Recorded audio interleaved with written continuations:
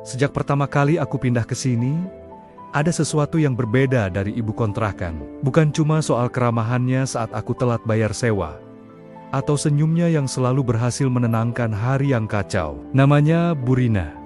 Seorang wanita yang usianya mungkin sudah masuk kepala 4, tapi pesonanya sungguh tak lekang oleh waktu. Setiap pagi, aku sering melihatnya menyiram tanaman di halaman depan. Rambutnya yang diikat seadanya, daster sederhana yang ia kenakan, dan tetesan air di ujung daun-daun itu, entah kenapa jadi pemandangan favoritku. Awalnya, aku pikir ini hanya rasa kagum biasa. Aku, seorang mahasiswa rantau yang jauh dari keluarga, mungkin hanya melihat sosok ibu dalam dirinya. Tapi perasaan ini tumbuh semakin aneh.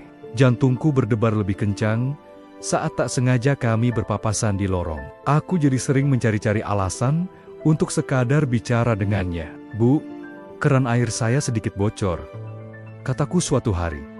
Padahal kerannya baik-baik saja. "Oh ya, coba ibu lihat," jawabnya sambil tersenyum. Dan senyum itu lagi-lagi membuat duniaku seakan berhenti berputar. Aku tahu ini salah. Dia wanita yang sudah memiliki keluarga, suami, dan anak-anak yang menyayanginya. Aku hanyalah seorang anak kos yang seharusnya fokus pada kuliah. Tapi bagaimana caraku menjelaskan getaran aneh ini? Setiap kali mata kami bertemu, bagaimana aku bisa mengabaikan cara dia tertawa saat aku menceritakan lelucon garing? Tawanya begitu tulus, begitu lepas. Seolah-olah di hadapanku, dia bisa menjadi dirinya sendiri tanpa beban. Suatu sore, hujan turun sangat deras. Aku terjebak di teras. Baru pulang kuliah. Burina keluar membawakan secangkir teh hangat. "Nanti kamu masuk angin," katanya lembut. Kami duduk berdua di kursi rotan, memandangi hujan yang tak kunjung reda. Hening sejenak, hanya suara rintik hujan yang menemani. Lalu, dia mulai bercerita tentang masa mudanya, tentang mimpinya yang belum tercapai, tentang betapa sepinya kadang-kadang saat semua orang sibuk dengan urusannya masing-masing. Saat itulah aku sadar, perasaanku padanya bukan sekadar ketertarikan fisik. Aku melihat kerapuhan di balik sosoknya yang tegar. Aku melihat jiwa yang mendamba teman bicara. Aku tidak jatuh cinta pada ibu kontrakan. Aku jatuh hati pada seorang wanita bernama Rina. Dengan segala cerita dan tawa yang ia punya, aku mulai bertanya-tanya, apakah mungkin dia juga merasakan hal yang sama? Melihatku lebih dari sekadar anak kos, aku mulai lebih sering membantunya di sekitar rumah, memperbaiki genteng yang bocor, membetulkan pagar yang miring, atau sekadar menemaninya belanja ke pasar. Setiap momen bersamanya terasa begitu berharga. Obrolan kami semakin dalam. Bukan lagi soal keluhan anak kos, tapi tentang pandangan hidup, tentang apa yang membuat kita bahagia, tentang ketakutan-ketakutan yang kita sembunyikan. Dia pernah bilang, "Kamu itu pendengar yang baik ya. Sudah lama ibu nggak ngobrol sebebas ini sama orang."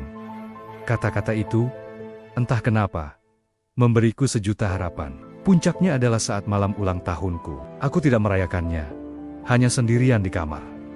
Tiba-tiba, pintu diketuk. Burina berdiri di sana, membawa sepiring kecil kue dengan lilin di atasnya.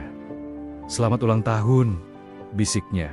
Aku tertegun. Aku bahkan tidak ingat pernah memberitahunya tanggal lahirku. "Ibu lihat di data KTP kamu waktu pertama kali masuk," katanya seolah bisa membaca pikiranku. Malam itu, kami mengobrol sampai larut. Dia bercerita kalau suaminya sering dinas keluar kota, anak-anaknya sudah besar, dan punya dunia sendiri. "Kadang rumah ini terasa terlalu besar untuk ibu sendiri," ucapnya pelan.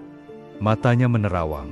Jarak di antara kami terasa semakin tipis. Aku bisa merasakan kesepian yang ia rasakan. Dan mungkin, dia juga bisa merasakan kerinduanku akan sebuah kehangatan. Aku tahu, jalan ini penuh risiko. Logikaku berteriak untuk berhenti, untuk menjauh sebelum semuanya terlambat. Tapi hatiku terus berbisik untuk maju, untuk mencari tahu kemana perasaan ini akan membawaku. Aku sering merenung, memikirkan, apa arti semua ini? Apakah aku hanya pelarian dari kesepiannya? Atau dia adalah pelabuhan bagi hatiku yang selama ini kosong? Mungkin keduanya. Mungkin kami adalah dua jiwa kesepian yang secara tak sengaja bertemu di persimpangan takdir. Aku tidak tahu apa yang akan terjadi besok. Aku tidak tahu apakah keberanianku akan cukup untuk menghadapi segala kemungkinan.